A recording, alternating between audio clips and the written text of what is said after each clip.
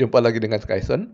Pada video ini kita akan latihan untuk membuat kelas validation utility, yaitu kelas yang akan membantu kita untuk melakukan validasi terhadap objek data. Kelas ini hanya memiliki satu buah method, yaitu validate, dengan parameter objek. Kita bisa mengirimkan objek apapun sebagai parameter. Sebagai contoh, di sini ada kelas login data yang memiliki dua properti, yaitu ID dan password. Contoh lainnya adalah account data yang memiliki 4 buah properti, yaitu ID, password, name, dan email. Objek dari kedua kelas ini bisa dikirimkan sebagai argumen pada metode validate.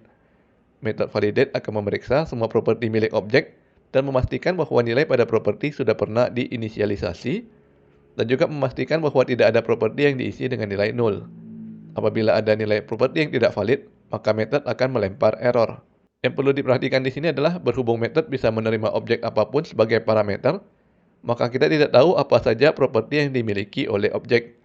Jadi kita harus membaca propertinya pada saat skrip berjalan. Kita bisa melakukan hal ini dengan menggunakan reflection yang baru saja kita pelajari pada video sebelumnya. Ini adalah contoh kode yang sudah jadi ya. Misalkan kita memiliki folder data yang menampung kode login data dan account data. Login data hanya memiliki dua properti, yaitu ID dan password. Sedangkan account data memiliki 4 properti, yaitu ID, password, name, dan email. Kemudian ada folder helper yang berisi validation utility. Untuk saat ini saya tidak akan membuka file validation utility ya, karena file inilah yang menjadi soal latihan kali ini.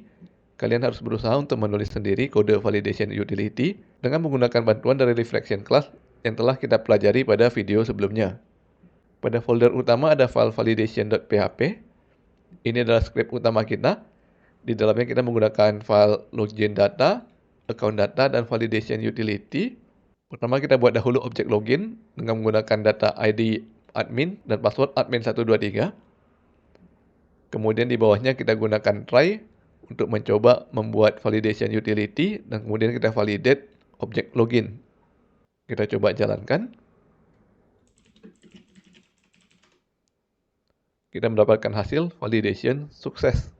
Kalau misalkan kita hapus inisialisasi nilai properti ID, maka kita mendapatkan error, ID belum diinisialisasi.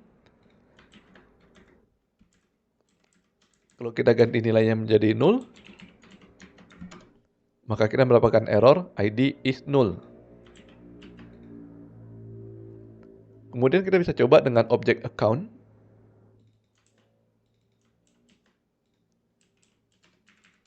Kita mendapatkan hasil sukses ya, karena keempat properti telah diinisialisasi. Namun kalau salah satunya saya hapus, misalkan nama, maka hasilnya menjadi error. Sedangkan kalau salah satu properti yang saya ganti menjadi 0, dan kita juga mendapatkan error. Oke, sebagai latihan pada video ini, cobalah buat kelas validation utility. Kelas ini hanya memiliki satu metode validate dengan parameter objek dan dapat menerima objek apapun untuk divalidasi. Kita akan memeriksa semua properti milik objek dan memeriksa apakah nilainya sudah pernah diinisialisasi. Kemudian kita periksa lagi apakah nilainya 0. Kalau tidak memenuhi syarat, maka kita lempar error.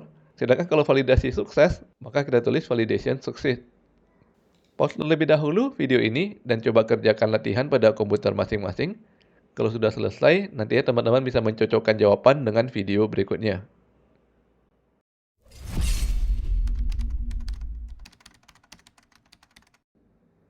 Kita coba kerjakan latihan ya. Kita buka file validation utility.php. Pertama kita buat dahulu kelas validation utility.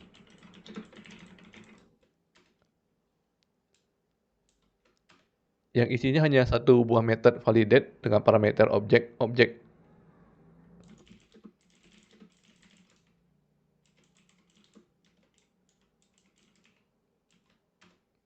Mengembalikan hasil void. Pertama kita baca dahulu struktur kelas dari parameter objek. Kita bisa melakukan hal ini dengan bantuan reflection class. Kita inisialisasi dahulu variable reflection. Yang nilainya adalah new reflection class dengan argumen objek. Kemudian kita ambil daftar propertiesnya dengan kode properties sama dengan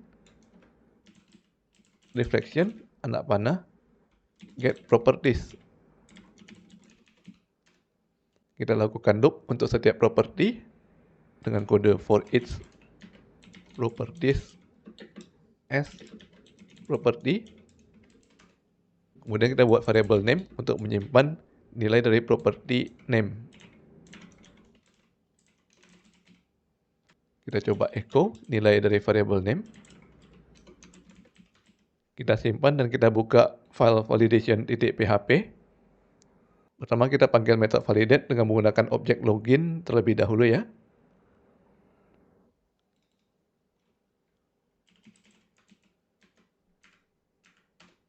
Kita jalankan dan kita mendapatkan daftar kedua properti tersebut, yaitu ID dan password.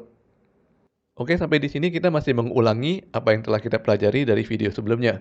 Selanjutnya kita akan memeriksa apakah nilai properti sudah pernah diinisialisasi. Kita buka dahulu dokumentasi PHP mengenai reflection. Kita cari dokumentasi dari reflection property. Kita lihat ke daftar metodenya ya. Untuk memeriksa apakah nilai properti sudah pernah diinisialisasi atau belum, kita menggunakan metode isInitialize. Kita lihat keterangan detail dari metodenya ya. Di sini tertulis bahwa metode memerlukan satu buah parameter, yaitu objeknya. Berhubung reflection class hanya mengandung data mengenai kelas, sedangkan nilai properti disimpan di dalam objek, maka kita perlu mengirimkan objeknya sebagai argumen. Kita coba ya. Kita buka lagi validation utility. Kita buat percabangan if. Berhubung error terjadi kalau nilai belum diinisialisasi atau hasil metodenya adalah false, maka kita gunakan tanda seru. Kita panggil property tanda panah isInitialize dengan argumen objek. Di dalam percabangan, kita throw new exception dengan pesan kesalahan, error, name is not initialized.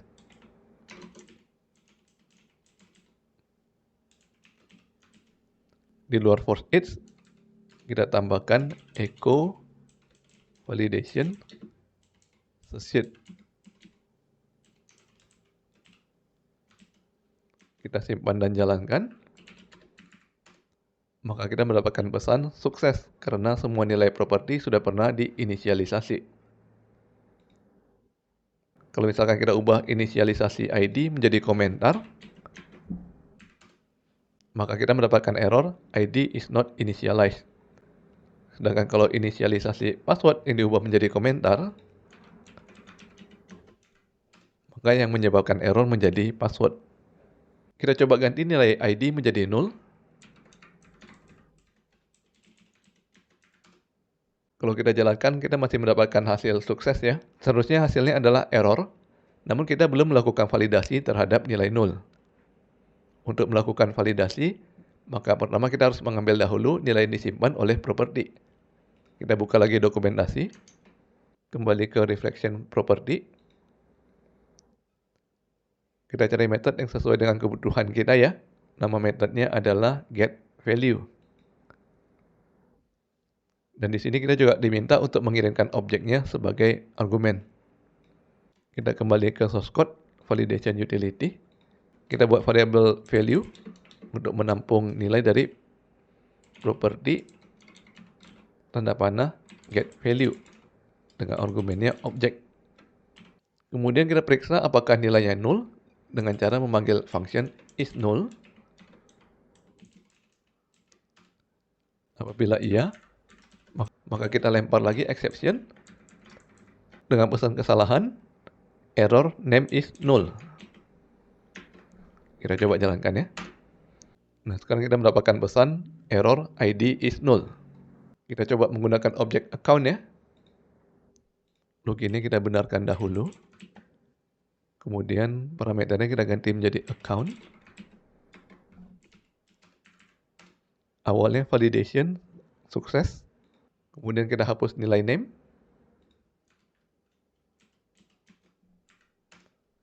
Menjadi error name is not initialized. Kita coba ubah lagi, misalnya password menjadi 0.